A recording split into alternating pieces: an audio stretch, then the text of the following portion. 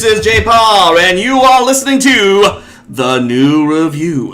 Today on the show, we have Clayton, we have Myles, and we have Da Boo. And everyone say hello to the crowd. Hi, guys! What? Hey, everybody, I'm a man. Manos? That was clear. Everyone's wondering at the beginning. And Da Boo here. I know it's been a while, but apparently Clayton has had some surgery done. He's had one of his testicles removed, hence why his voice is so high-pitched now. It's 2018, man. It's 2018, the hype is real. Yeah. And we are here to review the big one, folks. It is Avengers Infinity War.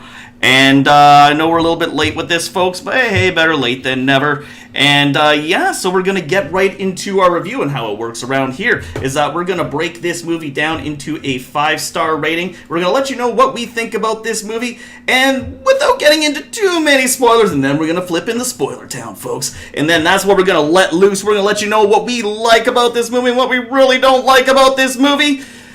So let's get right into it. This movie is, it's Avengers Infinity War, folks. I mean, come on, get on board. It's Robert Downey Jr., Chris Hemsworth, Chris Evans, Chris Pratt. I promise there's no more Chris's. Mark Ruffalo, Scarlett Johansson, Don Cheadle, Benedict Cumberbatch, Tom Holland, Chadwick Boseman, Zoe Saldana, Gary Gillen, Tom Hiddleston, Paul Bettany, Anthony Mackie, Elizabeth Olsen, many, many more. And others, many others. Vin Diesel? Who cares about Vin Diesel? Bradley Cooper's awesome because he does Rocket. Alright, so let's get into it. First impressions. Lead us off. Myles! Whoa! I think you're the one to lead us off because you got to explain to the audience how we got here, how come we've been waiting like 10 years for Infinity War, and where it's evolved through starting with Iron Man in 2008. So, unlike DC, Marvel plays the long game. So this has been a long time coming. This is what, the third Avengers movie? Yes, it is. Okay, yeah. It started with Iron Man with Robert Downey Jr. in a cave somewhere in the Middle East, and here we are having this global, actually beyond global. This is universal. This is a huge deal. This is a cosmic event. This is beyond planet Earth. Yeah, I think that's probably the coolest part. Correct me if I'm wrong. Is it? Yeah, good point. Is this 18 or 19 movies? I think this is 19. This is 19, I believe. Okay, yeah. So it took 18 movies to get here. So yeah, it's pretty big. All these different movie franchises coming together. We got Iron Man, Black Panther, Guardians of the Galaxy, Spider-Man, Thor, Incredible Hulk, all in one movie, which is a pretty big feat to begin with. It's an amazing feat. I mean, and when you think about it, like, what other franchise has built up a story over 10 years with just like little bits of a story that kind of just get us to this point? There is no other movie franchise. The closest thing would be a TV franchise of some kind. Right. And I honestly don't know what compares to anything like this. I don't know. Game of Thrones is the only thing that comes to mind. Like, I feel like there's one end game with one big bad guy that everyone's ignoring. That's the only thing that kind of... It's certainly got the same length of gameplay. You called it the long game. Yeah, that's what's hard to compare with, right? Because you're right about one thing. DC, you could tell they're trying to do it, but they got so much catching up to do that it won't happen. But they did it right. They slowly introduced us to new tech, slowly introduced us to like new spirituality with Black Panther, or...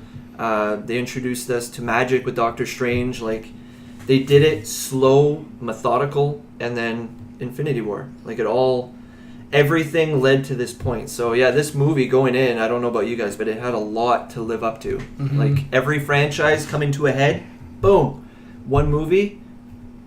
That's awesome. And I think like some of just all the different team ups with all the different heroes. The big one is Guardians of the Galaxy meshing with the Avengers characters. I think that's like one of the bigger ones. Thor kind of meshing with them, and just seeing all these characters come together that you wouldn't have seen come together in the regular movies. Doctor Strange team with Iron Man and Spider-Man, like that kind of stuff. It's just awesome to see the star power that they built up over these 10 years, and then to bring them all together and put them into one movie. What a feat to come to. And it's not like these actors are slouches too. Like, these are all high-grade actors. Like Robert Downey Jr. is a really good actor. They're all good. For the majority, most of them are all good, really good actors. Benedict Cumberbatch. Like, I know. I haven't seen anything bad with him yet. Knock on wood. I don't know. He's nailing it out of the park, and he does a really good Doctor Strange too. And I love the banter between him and Tony. Like, He was plays really a really good. good straight man to like Tony's goofball. You know what I mean? And Like, he- yes. I found those characters were similar in origin and kind of their personality, so it was really good to see them bounce off And each in other. beard choices too. Oh yeah, for sure. They're facial hair important. brothers. Thank God Yes. for beard choices. It brings people together. I think there was actually a point in the movie where beards were mentioned, but we won't talk about that now. Pretty sure there was. Yeah. All right, first impressions, Da Boo. I think there was only the one thing that concerned me, and actually, Myles made a good way of summarizing this. This is like after, what is it, how many years now have we 10 been? years, yeah. So 10 years, a whole decade worth of Marvel movies, each one painstakingly brought, in their own individual right to light. And then we're going into this movie knowing that all of that came to this, right? It's a culmination of all of this. So definitely a lot riding on it. My biggest worry was how are they going to make it work in a traditional maybe 2.5 hour movie. We knew that it was going to be a more than a single parter. So I think my impressions going in was simply that I was concerned. There was just so much content they had to tackle. Surprisingly enough, they did a great job at it though, and that's why my fears were kind of quelled after a while. But that was my biggest first impression. That was a big worry going in. Simply said, I knew what all these characters were capable of. I knew what the actors were able to bring to the table. I think the only one I was still unsure of was Tom Holland. He was fresh. He was new. We just got him. He just arrived. Well, he's been in 2 movies thus far. He was in Civil Yes. War and Spider-Man Homecoming before this. Right, and even with those two, I feel like again I was still going into Infinity War. I felt like I still freshly I couldn't. I'm still having a hard time dealing with him being Spider-Man. That's just me, especially being a A Spider-Man. lot of people fan. have that problem. Yeah, I'm It's not just saying, because we've seen too many Spider-Mans already. We've Yes. already seen 2 different iterations of the character. And Hulks. Yeah, See a lot of But Hulks. that's a little bit different though with Hulk because in the end he's just a big CG monster anyway. So does it really matter who plays Banner?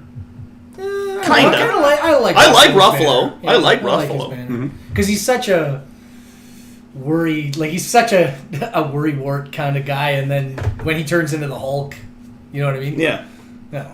he was good in Thor. Yeah. So that's your first impressions, yeah. Clayton.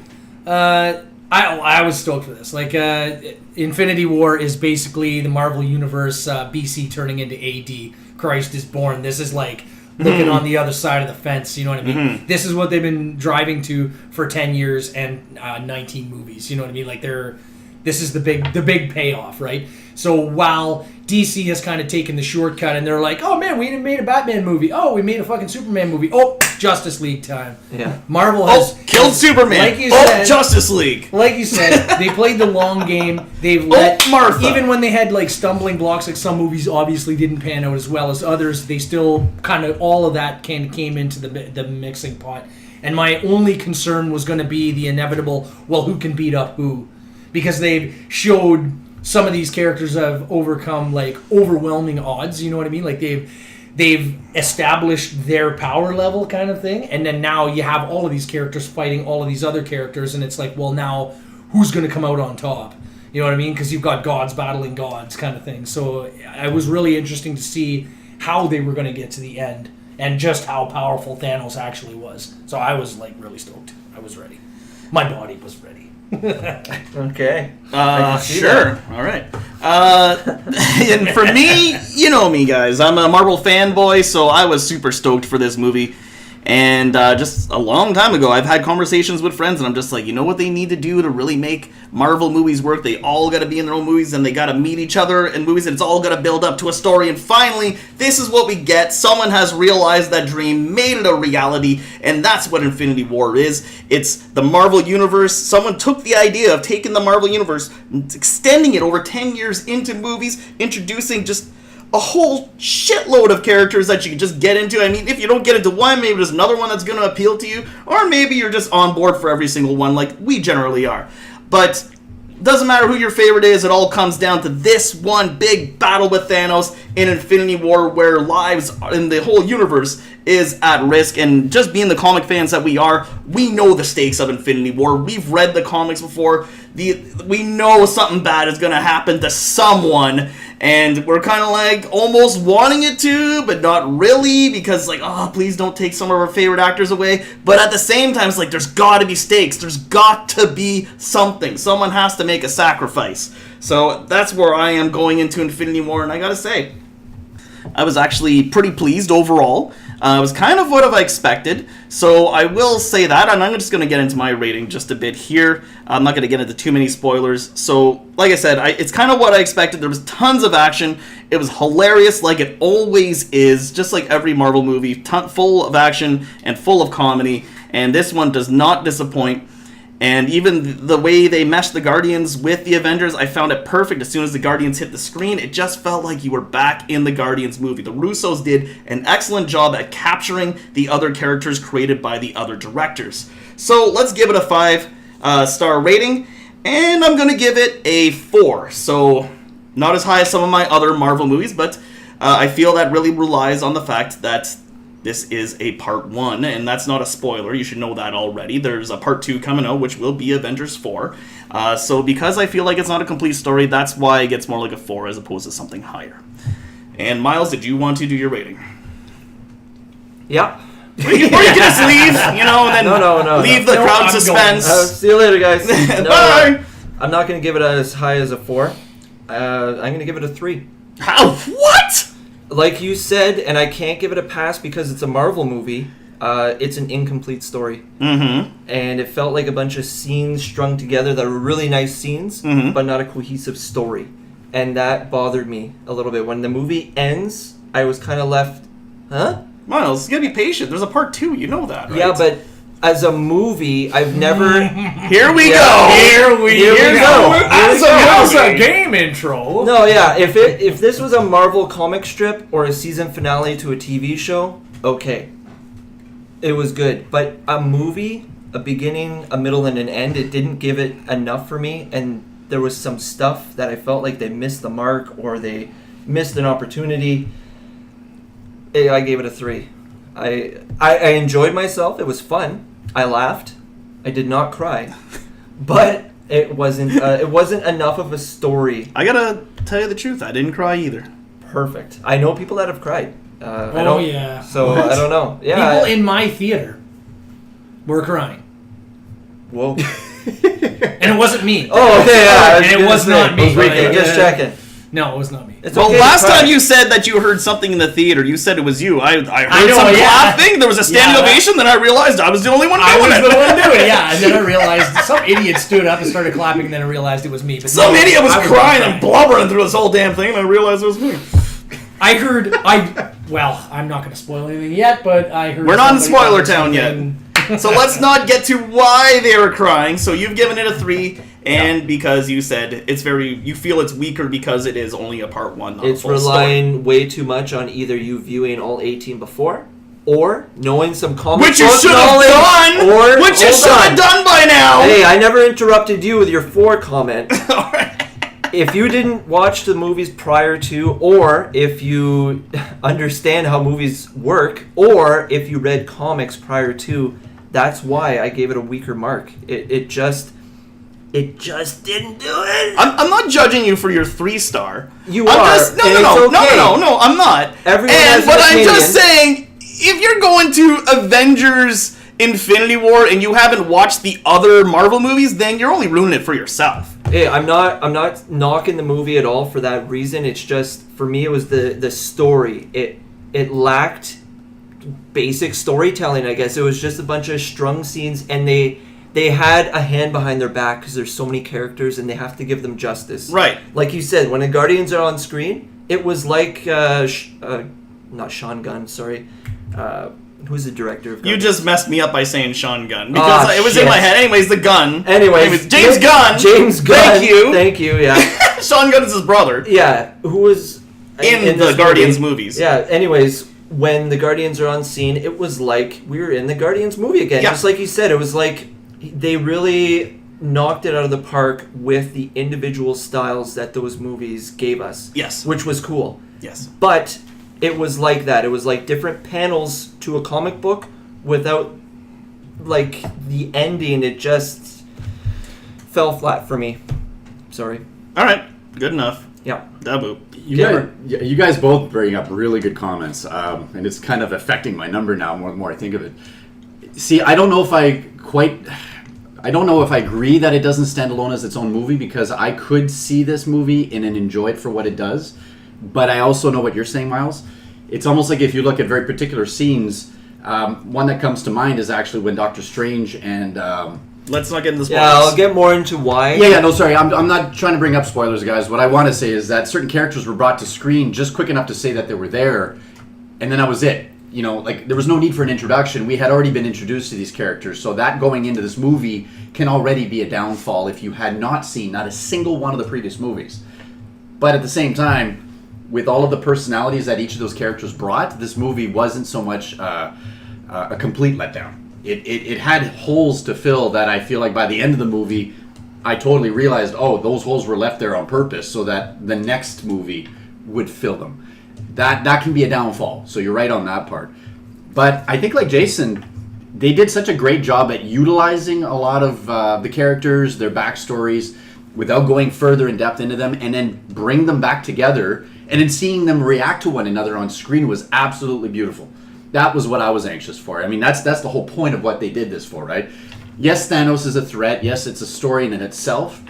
But I really wanted to see how they would bounce off each other, you know, whether it be, you know, Tony Stark beating up against, you know, Doctor Strange. They both are very similar characters, yet quite different in their own right, you know? And even, like, Star-Lord's kind of similar in ego-wise to Tony, too, a little. Yeah, actually, speaking of ego, how many egos did we get to see on screen all at once? Actually, I think... I can't say this because that's a spoiler. We'll get there soon. But I will say this: my 4 is about as high as it can get, because if I go any further, I feel like I'm now picking at things that I think I'm just giving myself an excuse to go beyond 4, and I don't want to do that. This movie really is enjoyable, but I might agree with you, Myles, up to the point where if you haven't seen a single one of the previous Marvel movies, you will have a downfall on your end. So you won't be able to benefit from knowing what's going on as much. I agree with your 4. Clayton. Okay, well, I'm going to go with a 3, actually. Okay. And not for the same reasons that Myles states, because actually I enjoyed the fact that, like you said, they kept the individual identities of the characters from the different directors, right? So when the Guardians of the Galaxy were on the screen, I was glad that they made me laugh, right? And this, when we were talking about Guardians of the Galaxy Volume 2 and some of the other movies, we were discussing how Marvel Studios was going to manage to laugh everything off in the face of Thanos and this ultimate thing. And it was like, how are they going to be able to laugh when things actually get bad? And they actually managed to do a good job of that, because I felt like they kept the characters' individual identities without making it a complete laugh fest all the way through. Certain events happen throughout the movie where even the Guardians can't just laugh it off. Like, serious things happen. Large universe affecting repercussions are going throughout this movie. So their differences actually made them be able to attack the greater problem at different angles. From different angles and with greater diversity, and they didn't just all kind of become one big happy family of, like, laugh fest. And then the fact that the characters didn't all immediately get along when they met each other. They kind of like, who are you? What's this guy? This guy's kind of a sketch. And I don't really like this guy. I gotta say, that's something I really appreciate about the MCU, is they nailed the fact that the heroes don't get along. That's something I love about the Marvel comics. The enemy of my enemy is my friend. Like, they're not, like, they don't have to get along, but they all understand that they all have the same mission in the end. This one big bad guy, yeah. And that is kind of what hung the movie together for me. My problem is kind of nitpicky in that I had a problem with some of the power balancing between some of the characters, because it was like it was fucking all over the place. Oh, you know yeah, what I mean? 100%. Like, and I mean, like, it goes with the territory. It's like, basically, this movie is like your fantasy football league. Let's get all these players together, you know what I mean, and see what they can do when they get together. But then seeing the things that they've done in other movies, kind of some of them have had head-to-heads before, their balance was like weirdly all over the place, and that kind of brought it down. Can we agree that Iron Man and Black Widow were way OP for these movies? Oh my god. Well, yeah, and I'll get into that in spoiler time. You know what, I will, because I had a big problem with Downey's Iron Man in this movie. Actually, all right. So you're good for so 3 is what you're giving it. Okay, so I can tell you guys really want to get into spoiler town, so we're going to flip into spoiler town. If you haven't seen the movie, what the heck are you doing listening to this? Go out there and listen to this movie. Add to the awesome, huge box office that Avengers Infinity War already has. And, is he killing Black Panther yet? Worldwide, not domestically. Okay, that's cool. Yeah. I don't care. All I care about is the dollar amount at the end of the day. All in. I'm hoping it's gonna eventually beat it domestically too. Me too. It's already knocked it off the top 10 list for fastest. What is it? Fastest growth. Yeah, it broke some of the records, which I'm pretty happy about too. Get that? I agree. I mean, why is Black Panther the top friggin' Marvel movie? There's so many good ones. Let's not get into a Black Panther debate. Let's get into spoiler town. It's a goddamn landslide. Well, it's that, and every time you mention Black Panther and Last Jedi, it all amounts to the same damn thing. Yeah, that is true. All right, so let's get into spoiler town, and this is where we're going to dig into the movie. We're going to let you know our best and our worst. We'll let you know what we really like and what we really don't like about this movie. All right, so I guess, Myles, you started. You can kick it off.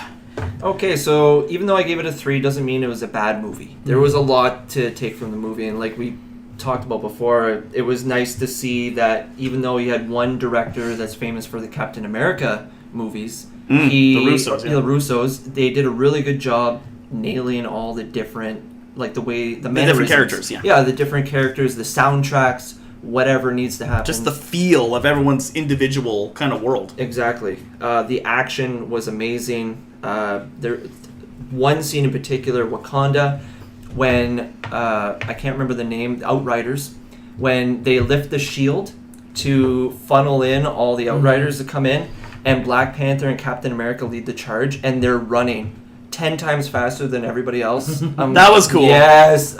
There was like little cool scenes like that were really awesome, like Thor when he first showed up to the battlefield. Wakanda definitely was a cool scene. Was cool. Like the whole Wakanda a cool landscape scene, for them to battle in, for sure. Hulk in the Hulkbuster. Very Lord of the Rings-esque. Yeah. Oh yeah. Yeah, there was all these like cool little things that happened that I definitely picked up on because I've read the comics, I've watched the cartoons, I watched all the movies, and there was some cool stuff like Thor getting his new hammer, and he needed a Stormbreaker, a stalker, handle for it, and Groot steps up to the plate and gives him his arms. Like, that was awesome. That was cool. Whoever came up with that?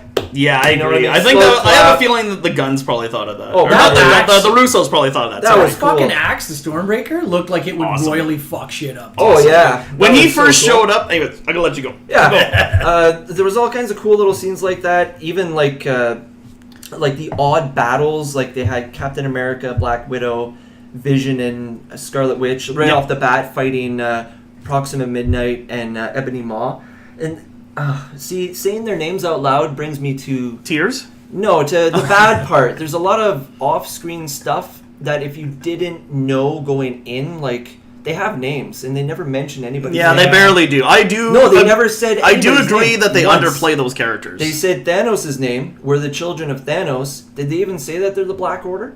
No, I don't remember. Did they say Black Dwarf? Who's that? They didn't say him. They Ebony Maw, Proxima Midnight. I don't even think I remember hearing Ebony Maw, but that's the most common one I remember hearing since the movie came out. And Proxima Midnight, and she's well known too. And but nobody. I don't remember. They didn't that. say the names though. I had people in the theater ask, like whispering in my ear, "Hey, who's that? Who's that person?" Like that shouldn't be a thing. Come on, man. Yeah. Just say their name, like I Proxima Midnight or whatever. You even just say that and then fight. You know what I mean? Cool. Didn't really need that. They needed that. There was a lot of little things that they needed, and what I hated is that the Russos, after the movie came out, had to answer all kinds of questions. Like, how come Red Skull was at the Soul World and all this other shit? And, it's because of this that didn't happen on screen. We had to cut it out. Well, you cut out some pretty important shit. I know it's a big movie, and it's got a lot of hit. They must have cut out about 30 to 40 minutes. I guarantee they cut a lot. And that movie 100%. came in at a long running time. 2.5 hours. You can imagine what it would be like to edit that. Yeah, what do you keep in? What do you keep? What do you? It's like editing it's Lord of the because Rings. They chose to focus more on Thanos. Like they at the beginning they're kind of trying to bring everybody together, and then at the end it's like funnel them towards Thanos. This movie should have been called like the Thanos Quest or something, because it was him start to finish. Even beforehand, they had a little prequel of him meeting Gamora. I was going to get technical about it. Well, no, I like that. Like Thanos, we're getting back to the best here. Thanos nailed it out of the park. Like Josh Brolin. Yeah, Josh Brolin did an excellent job. He was so good. He was one of the best parts of the movie, even. And again, it goes back to what is a good villain is someone that's a hero in their own story. And he thought he was doing the right thing. Like, I'm from a planet that was overpopulated, and they killed themselves. So around the table, who's a better villain, Thanos or Killmonger? Oh my god, Thanos, are you kidding 100%. me? Easily Thanos. Killmonger's a piece of shit. Killmonger is just not relatable by any stretch of the imagination. Do you know why? I'm going to tell you why Thanos is such a good villain. Why is that? Because he mourns his quest. He knows it needs to be done. Exactly. But he's not happy about it. He is genuinely regrettable, but he feels that it is the only way that things will balance out. And he knows that it's bad, and he knows everybody's going to hate him for it, but he's like, I have to do this. And that is what makes him so good. He's not happy about it. He's not like, I'm going to wipe out all the good guys. He's like, you know what? This has to be done for the good of everyone. He even kills Gamora, who is his favorite daughter. And that's his sacrifice to get the soul gem. And so his quest means more than his love for his daughter. He says at one point, they're like, "What does it cost you?" And he says, "More than you'll ever know." Like it said everything, I think. Yeah. So that was the point. Though, but that brings me to my next point: is the missed opportunities. I feel like Black Panther left some confusion as how the purple herb worked, like how when he drinks the purple herb juice. He goes into the answer for every problem in Wakanda? Just use vibranium. Well, here's the thing: if they would have made that the soul gem at the center of the vibranium mound, I feel like not only would that have made Black Panther a better movie, but then it would have made this movie so much cooler for the final battle scene in Wakanda. It's like, I'm not here for the mind gem. No, I'm here for the soul gem. What? There's a soul gem? Like, that would have been... Yeah. Because how is Black Panther seeing all the souls of the past I'm pretty kings? sure Thanos sacrifices someone for the soul gem in the comic as well. And that's the other problem, is there was gems that he got off screen again. There was a lot of off screen. Well, he got the power gem from the Nova Corps, and then Thor offhand says, "Oh yeah, he totally wiped out the Nova Corps last week." Wait, how the fuck did you know that, Thor? Yeah. Was there a monologue that also happened off screen where Thanos is like, "So yeah, this power gem, Nova Corps, yeah, right." You know what I mean? Well, he probably told them while he was kicking all the Asgardians' asses at the beginning. Here we go with the lazy writing again. Is a lot of probablys, maybes, and off screen where the Russos have to connect the dots. Come on. I don't like that. That's lazy storytelling. I felt like sorry. Like he got as soon as he got one power gem, like as soon as he got one gem, everything just kind of fell into place. He had one, and then suddenly he had 4. I want to see him getting the gems. Yeah. The Infinity Gems are the reason why we're here, and he magically had one already. Okay, he got it from the Nova Corps, but then he gets the Reality Gem from Taban Vanur, or whatever the hell the collector's real name is. Yeah, he gets that off screen too, because he reality warped nowhere into what really happened. It was completely destroyed. Yeah, so we can only assume that the collector's dead. I want to see him taking out the collector, because the collector's a celestial being. Like, this is a big moment. Yeah. I do agree with that. I would have liked to see the collector's death if he's indeed dead. That's a huge moment when a celestial dies. Like, that was Guardians of the Galaxy 2. That was the entire movie. That was the movie, and then this was the off-screen. He was a piece of shit. I got the power gem off screen last week. So what's your favorite and what's your least favorite, Myles? Favorite, I like the fact that the director stayed true to what other directors did in the past for all the characters. That was fantastic. Like, I love seeing all these superheroes on screen. Weird team-ups like Spider-Man and Tony Stark and Doctor Strange. That was pretty cool. But my least favorite has to be there was a lot of off-screen shit going on. There was a lot of missed opportunities. And I feel like it missed beats. And it didn't explain things well enough for me. It just It was. But you're a comic book fan. You already know what's going on. Why does it need to be explained to you? I've read the Infinity Quest, and I loved how Thanos got all the gems from all the celestial beings. It was so cool. Like the Grand Master had one, the Collector had one, like all these celestial beings had one, and he had to outwit them, outmatch them, outpower them. Like he never got a gem the same way twice, and that was the coolest part. This movie, he punched people to death. You know what I mean? It kind of took away that part of the story that was so cool in the comic books for me, and maybe that was my downfall going in. Like, oh, let's see how he gets the power gem. I think you do this to yourself every time you go in to see a superhero movie. You get yourself so amped up. You're like, oh, this is what happened in the comics, and they're gonna do this, and they're gonna do that. But they don't have the time to do all that. I'm okay if they go off the beaten path. It's just I don't like make it interesting. Yeah, make it interesting for me. They made it boring. It was boring. It was punching. You know what I mean? Everything was punching. Everything was punching. What's boring about punching? Maybe I'm getting the Marvel fatigue here. All right. I wasn't a big fan of Black Panther, as you know. Oh well. And then this you're movie not came out, not in a boat alone on that one. The trailer got me half chubbed the entire time. Like, yes, fucking Avengers. And then I didn't like the way he got the Infinity Gems. So you're just not gonna like any movie from here on out, right? I have a bad feeling that I might not like the movies unless they fucking do something interesting and stop watering down cool shit. All right. Da Boo. That's my fucking rant. Da Boo, let's carry on. Let's say something positive about this. Woo! Well, you don't have to say what you want. See, a lot of that that makes a lot of sense when you're a comic fan. Like, if you follow the comics, I'm actually trying to listen to exactly what you're saying. And I guess if I were not familiar with Thanos and how he was introduced, and then furthermore how he, in the complexities of gaining each of those stones, I guess I wasn't aware that each of those moments he had to show how much of a champion he truly was, in every way, shape, and form. And it's not just the physical, but, the mental and the strategy behind it, too, in its own right. I guess we're never going to see any of that. I'm theorizing that maybe in the second movie they might do some flashbacks and might revisit, like the home planet of... Nova Corps and whatnot. Okay. Just to say that, oh, by the way, I know we only briefly said it here, but here's showing you how it happened real quick. And it's not that I need to see a 2-hour-long version of that either. I just need to be able to say, oh, that's how he got the Power Stone. That's cool. It shows me a different side of him, that he was not more than just, a powerhouse walking in and then punching his way through. I get that. He is more than that. He's a strategist. He's a cunning linguist.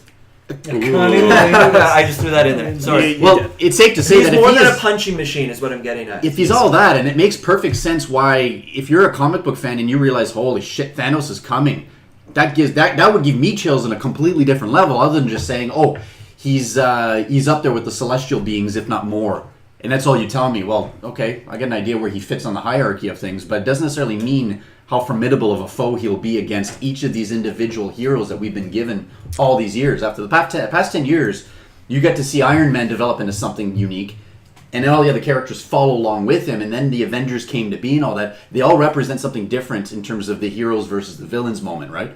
And here comes Thanos, which you said exactly perfectly fine. He's not quite a villain in his own right. He's doing things what he feels is for the right reasons. In this case, in the worst way possible, out of pure genocide. He feels like the only way to wipe the slate clean and start from fresh is by killing half the populace. And going back to your comment, I feel like it wasn't so much he was trying to kill half the heroes. He just said half of everybody. Half of everyone. I think that's the important part. Yeah, exactly. It was like a roll of the dice moment. I don't know who's going to get wiped clean. I'm just going to snap my finger and then half the people are going to be gone. I got the feeling, actually, that he snapped his fingers knowing that he might have been one of the ones who also got disappeared. Yeah, you're right. You know what I mean? Like, going in, he figured this might have been a suicide mission. Yeah, you're right. I got that feeling, too. So, all that said, I simply want to say what I really appreciated of it was the way they use these complexities to try to show just how, I guess in a much simpler form, how overthrowing of a power he had on each of the heroes that went up against him. Right up until the Hulk went up against him. And this is what I really appreciated. And I think this had to do with, similar to what you said, Jay, how they didn't get along with each other. That's one thing. And then here comes Thanos, and then here I'm thinking in the back of my mind, oh, Hulk's going to show up. And it was actually sooner than I thought. And then he gets his ass whooped. Not what I expected, maybe up to a point. But not only does he get his ass whooped, later in the movie he doesn't want to come out again. that goes to show you just what level of power, in a physical sense, I guess, what Thanos brought. So that going into this movie I didn't expect, and then it went even further by just simply overthrowing every single one of the heroes with their biggest power yet. Iron Man was literally shown to be nothing more than a guy in a tin suit, because that's all he was. Nanobots this time. Yeah, and he had a much more advanced suit in this case, right? So he should have had a lot more game on his end. But I think there's that, and my favorite scene of all was seeing Thor come to the picture on the battlefield, and how he showed himself, I guess, having gained the Odin sense, or the Odin. Yeah. Well, he's using Stormbreaker, which was his new hammer. Right. Don't know if he was using They never... I will agree with Myles on one thing. They never did cover if he got the Odin... Like, what do you call it? The Odin Force? Yeah, they never confirmed if he got the Odin Force in Ragnarok. We kind of just assumed he did. So I don't know if Stormbreaker is the one that's bringing all this... Like, he obviously summons the power somehow, but I guess maybe the Stormbreaker is a conduit for it, or I don't know. There's the other problem is...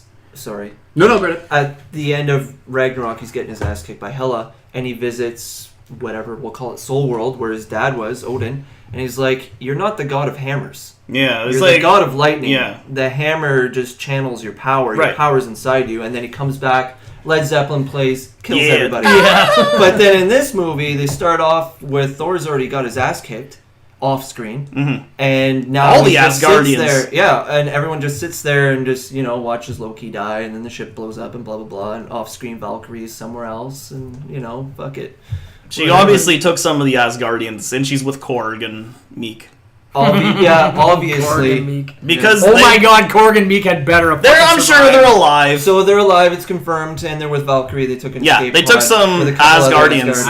So that way they're not completely extinct. But if you didn't hear that from me, you wouldn't have known. Exactly. It would have been off-screen Valkyrie? punches and last Shit, the week. ship just. But you're blew not up. supposed to know that until the next movie. That's odd. Yeah, That's just an off-screen thing that the directors mentioned. That's not a part of the story until it happens. It's pretty important when you look at Thor Ragnarok. Yeah, you see the it final is. scene of all the people together. They don't have to explain and then everything they right start away. the When you movie, read a book, and they cropped it. hey, when when you read a book, everybody else you don't on get the outside. answers right away. Sometimes you gotta wait a few chapters before you get your answers Lazy answered. storytelling. No, that's just Go- gonna go, happen Dave. in another movie. Yeah, Calm down. We have to wait for another I think movie. Dave's here. got to finish what he Dave, you was gotta saying. finish it. Well, I'm just saying that I felt like the way they built up Thor and all these characters and the complexities to it, that's what I really appreciated. I don't know if I necessarily needed to know all the little fillers in between, but that also plays a little bit of a part of what my gripe was.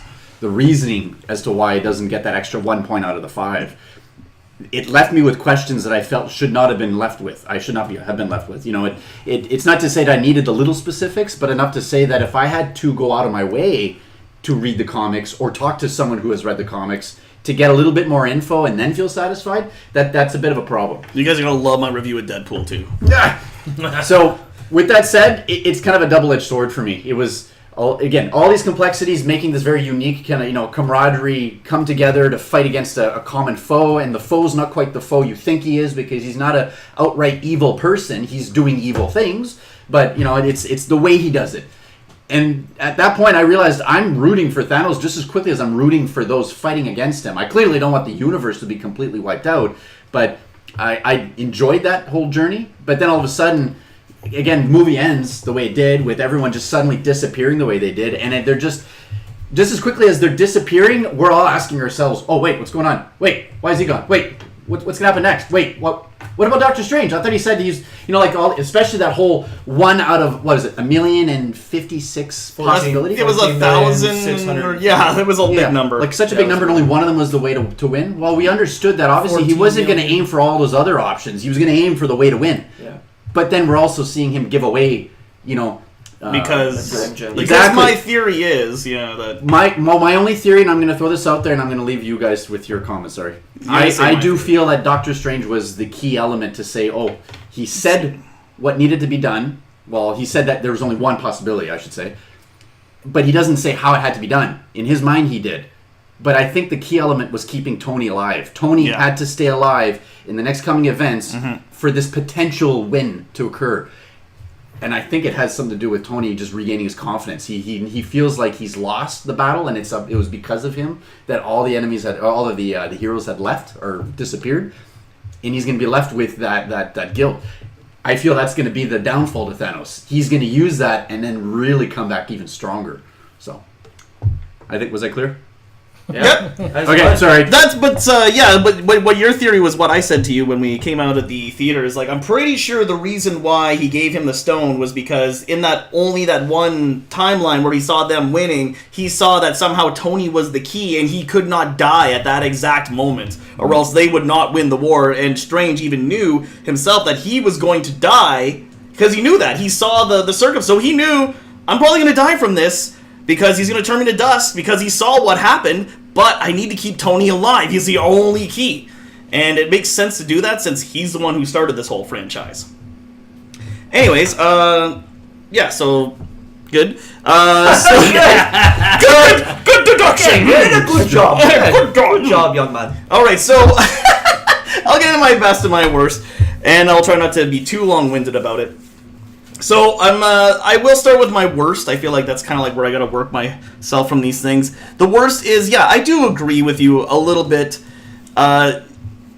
It's just like it's a part 1. So I can't decide if this is better or lower. Right now it sits at a 4 because it was a very fun movie-going experience, and I enjoyed seeing these characters beside each other and all the awesome action scenes and even all the funny quips and everything. It was all great. It was a great, fun time going to the movie. So right now it is definitely a 4.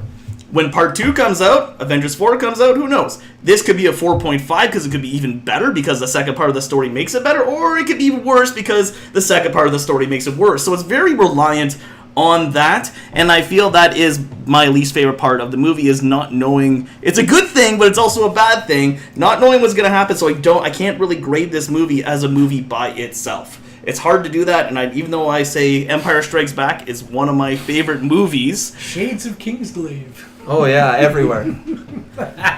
That's what I hear you guys keep saying. I know. When I said that originally, I was like, as a movie, it's not great, but as, a supplement to the game, you guys are like, you can't do that. You totally can't do that. You guys have all said that tonight. That's because of how you started the argument.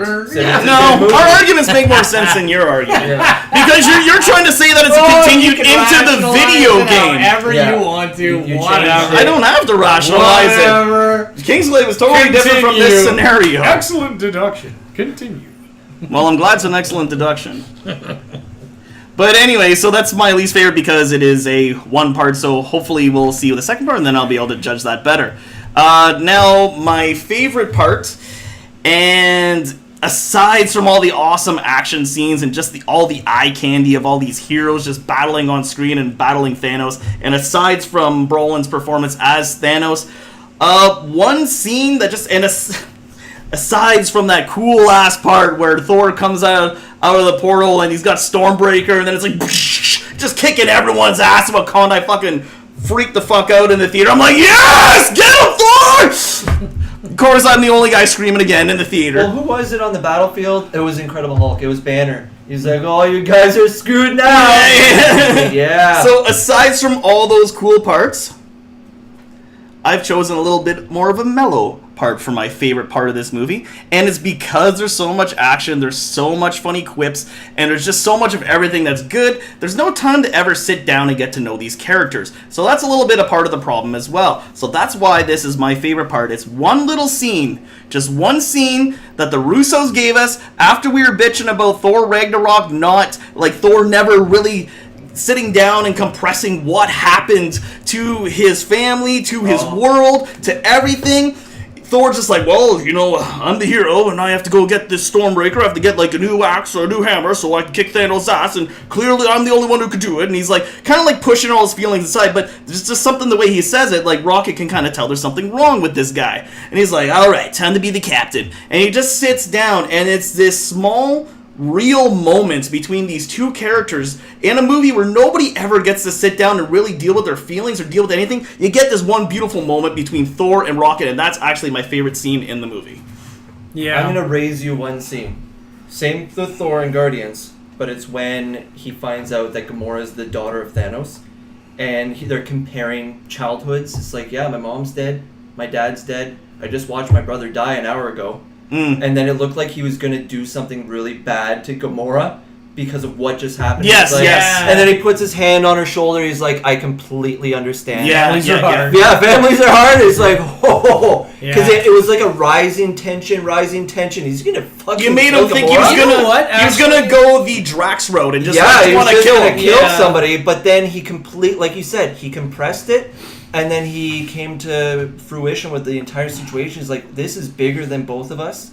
We gotta, It push kind of ourselves. makes Ragnarok better, actually, by extension. Just Yes. that little scene. It made the Odin death that much more Exactly. powerful. It's like, It- okay, he does understand. It shows that Dad died. he understands and that he's actually absorbing the events that are happening around him. Yes, it made all the movies better because somebody died in every movie related Yeah. to him. It's like, okay, he is not just like a happy-go-lucky dude from Ragnarok. He's Yeah. not He's just dealing with Thor. shit. Yeah, he's I gotta dealing say, with after Ragnarok and this movie, Thor has quickly become one of my favorites. Oh yeah, the revamp they did with him, like All right, so we got a little bit of time left. Clayton. We got enough time for your best and worst, Clayton. Okay, no pressure.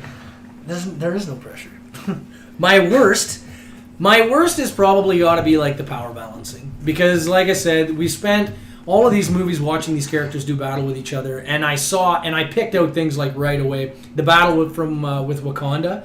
Black Panther's getting stomped all over. He's getting his ass fucking handed to him by the Outriders, you called them, and I distinctly remember in the movie how Coogler was like, Black Panther can do no wrong. If you punch him, you get hit back. And he's laying there, and these fucking things are jumping on him, and they're just beating on him. And I'm like, where's that power now?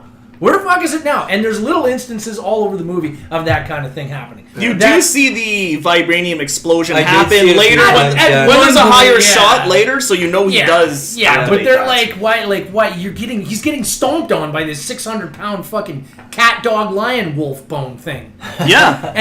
And there's that, and then but in other places, I mean, they did a pretty good job with. Like they established Thanos' power when he absolutely fuck bashes the Hulk. Yeah. I mean, he really beats him down. He beats him so bad that the Hulk tucks up in fucking side of Banner quickly than a pair of fucking cold testicles. He gets right up in there, and he's telling him like, Hulk, come out! I'm not fucking coming out. Like, and that was actually really funny, and it was cool that they kind of held the Hulk back. And it was interesting that Banner's wearing the Hulkbuster armor while Hulk is tucked inside of him. You know, like that kind of stuff was kind of funny. But then there's other parts where like Captain America holds back Thor's punch. You know what I mean? He's holding on to his fucking hand or whatever. Like really. You mean Thanos' punch? Thanos' punch? Yeah. Like he's holding it back. Like really?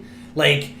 He quickly got knocked out instantly. He did, yeah, but it's still, you know what I mean? To have Thanos fucking just fist fuck the Hulk like that, and then to have fucking Steve Rogers hold back his punch, like Iron Man went toe to toe with Thanos. I know, yeah, and Iron Man went toe to toe with Thanos, and in fucking Civil War, fucking Captain America and Iron Man beat each other to a fucking pulp. Yeah. You know what I mean? Like the balancing was just really You're right. off. You're absolutely right. And it leaves like it stokes internet fires is basically what it does, right? Well, so and so could beat so and so if he had fucking so and so. You know what I mean? Like, so, like I like the fact that Thanos was so powerful, and so my worst part of the movie is just all the really bad power balancing and the fact that some characters didn't like they had so many characters to squeeze into the movie that. A lot of characters didn't really get their due. Like you had said, they skipped over the names of a lot of what are probably major characters. The Black I didn't Order. read the comic. I didn't read the Thanos Quest. So I don't know a lot of that stuff. So things that happened in the movie that were of major consequence, that were kind of sidelined, I didn't really get to see. Yeah. So I'm getting off track though. My worst part is just the power balancing. The characters seem to be weirdly powerful in some instances and then underpowered in others. My favorite part of the movie though has got to be just Thanos. Brolin did an awesome job with that character. I really felt I wanted the heroes to beat him. I really did, but at the same time, I understood what he was doing. And he's like I said, like when he snapped his fingers and basically split the universe in half, I got the feeling that he did it fully knowing in the heat of the moment that he himself might disappear. He might be one of the ones who gets phased out. You know, like the whole thing with him sacrificing Gamora, which was actually a pretty amazing thing. Like, they killed that character off. And all of these little things that he does, and there's a snowball effect, and he knows that going down the line, there are going to be repercussions. Mm-hmm. After he gets his way, once he gets all the Infinity Stones, and once he manages to fucking do the snap plan, I guess you can call it, he doesn't care what happens to him. It doesn't matter. He goes back to Titan. He uses the Reality Stone to change the what the horizon looks like, and he watches the sun come up.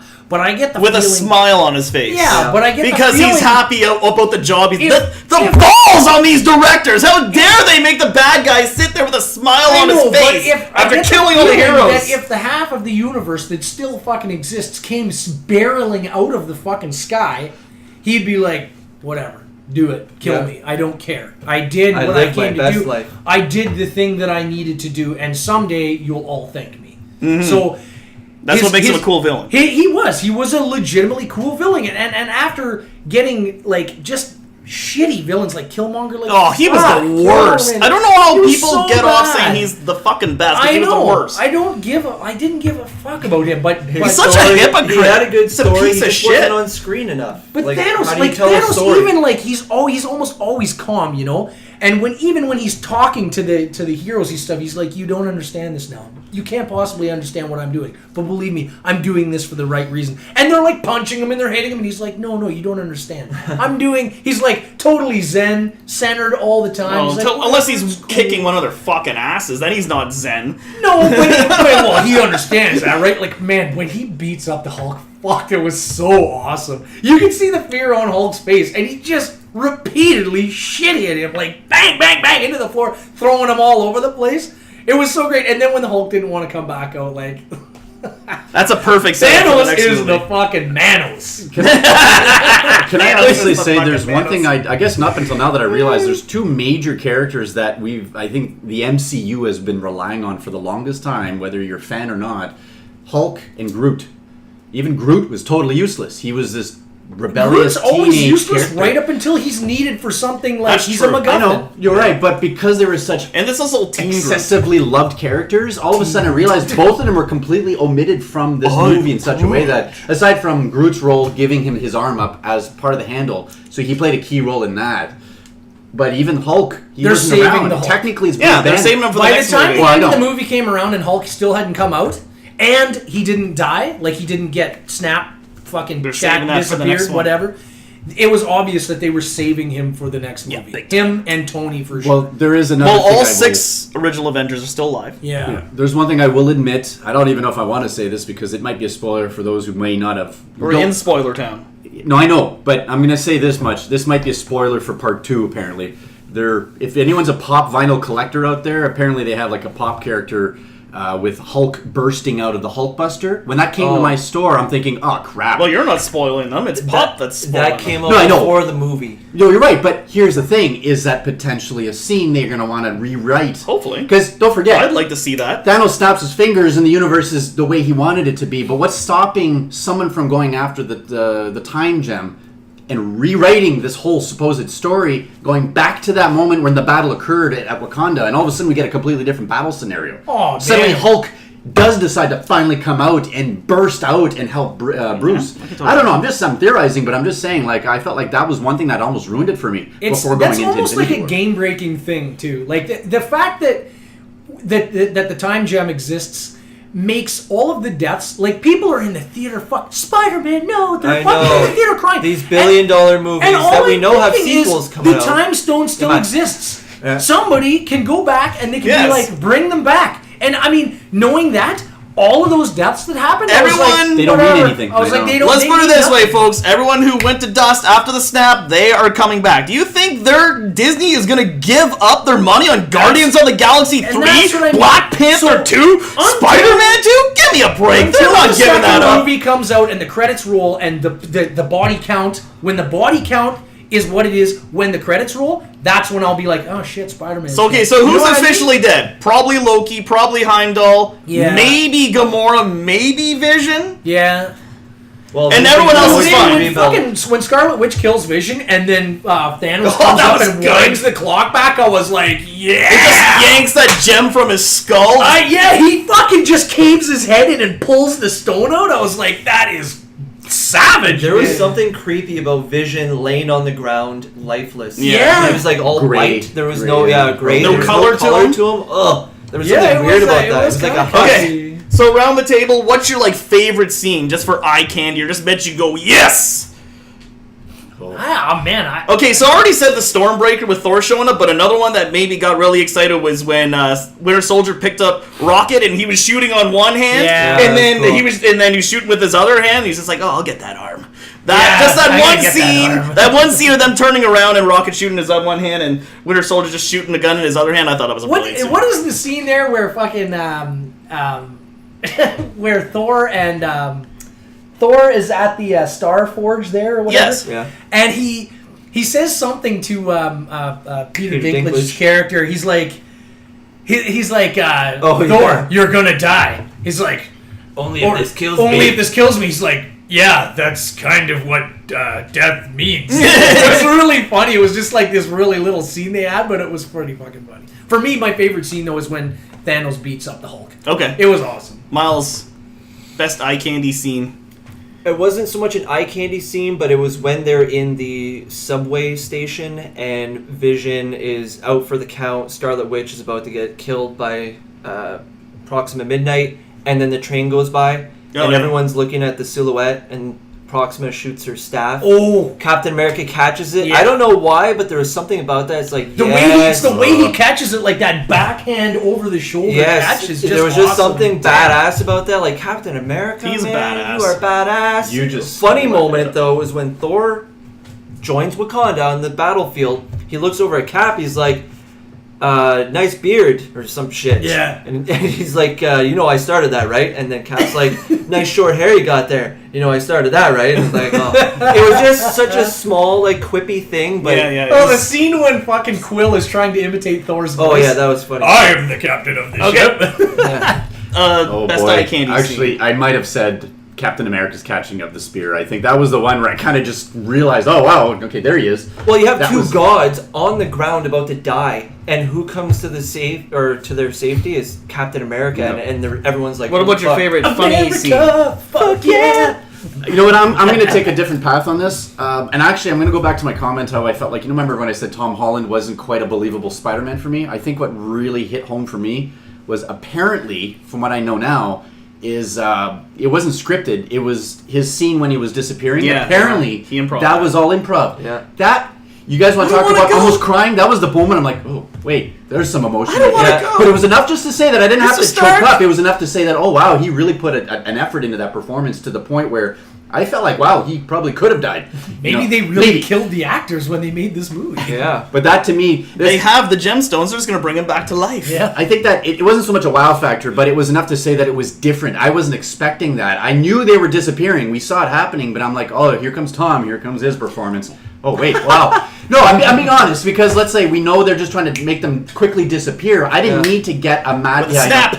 I didn't need to get a really sentimental performance, but that's exactly what he did. I asked for a funny part, and you told me something sad. Well, no, I admit it. I really All appreciate the it. good parts. All right, There were I a know. lot of Stuff that stuck pockets out. of emotion in this movie. Oh, yeah. Like even Actually- when Gamora, when he first gets Gamora and he shows her the knife, and then he's like, no, look away, and they're slaughtering her fucking entire people, yeah. and he's showing her how to balance the knife there. Sorry, the reason why I didn't have the wow scene, like special effects wise, is you both said my favorites. Thor showing up and then just kicking ass at the end. That was me. I almost went at the end. And then it was very much Cap. Cap was the one scene where I think he just was that silhouette catching the spear and then walking into the We smoke. actually are running out of time, No, so... one thing. You guys put it in. The axe, Stormbreaker. Okay, so Thor's the only one who can actually carry the axe, right? He comes out of the fucking portal, and that fucking axe Tosses comes it. down out of the sky, and bang! It hits fucking Thanos in the chest. Right. Right? Thanos is on his knees. He is up. The axe is You not think touching he- the ground. Is he worthy enough to carry the weight of the axe? Oh. Because he has it in his chest, and he's not falling over on the ground. No, that has nothing to do with being worthy because that was a... You have to hold that it. was Mjolnir. Well, no, that was Odin. And that's that also put the Mjolnir, curse yeah. on the hammer. Oh, okay. Odin's Yeah, not I don't around think anymore. Okay, so the Stormbreaker Stormbreaker has doesn't that have the same curse. No, thing. no, Okay. it doesn't have the same. Yeah. All right, final comments around the table because we're out of time. Legit. Yeah, it was legit. It was a good movie. Go see it. Yeah, go see it for sure in theaters. If you want a better appreciation of this movie, I will recommend personally to see some of the previous Marvel MCU You movies. should. You should see them all. Black Panther. You should see, yeah. Maybe except not. Well, I can't say that. That's not fair. But I can't. I will say this. I think it's fair. I think it's fair too. Even though half the movie takes place in Wakanda in this movie, You don't need to watch You don't Black need it. Panther. No, you don't You need to can watch it. look up Wakanda, watch all. You'll the get other a movies, much and better then- idea of what Black Panther's like from Civil War because he's a better character in that movie. Yeah. Boom! Hashtag Nailed true. it! Hashtag other movies. Hashtag All right, laughing, so- hashtag punching. Hashtag. watch the movie. Anyways, you can always follow the conversation on Twitter at We Promise Nothing. Drop the G. You can give us a big old like on Facebook because we like when you do that. Check us out on Eastlink. We are Late Night Ticket. Check us out on YouTube. We are the We Promise Nothing Show. This is Jpar signing out. That's my sign out. This is Myles raising all defenses. That's my Wakandan accent. That was really bad. I'm cutting my head. Canada forever. Yeah. Miles' Wakanda bad accent. forever. Canada forever. Miles' bad Wakanada. accent forever. Wakanada. I don't know. If I were to be witty about this, you should have gone for the head. Oh. Ooh. And if you disagree with anything we said here tonight on the show, we'll just snap our fingers and you'll disappear. Or leave a comment. No, but as always, we promise nothing good. Proxima Midnight. Oh.